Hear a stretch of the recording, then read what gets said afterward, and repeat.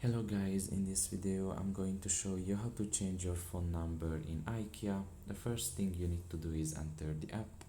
Once you are done with that and you are in the home page, you should look in the bottom of your screen and press on your account section there. Now you can just look in the top of your right corner and press on the settings. Now you can just press on personal details and press on change phone number. And after that is done, you can just wait a little bit until this new page loads in, and now you can just select your country's initials here, and after that you can just enter your phone number and you can just press on continue, and your information is going to be updated and changed after that. So that's pretty much it really. I hope this video was helpful to you. Thank you for listening and see you next time. Bye bye.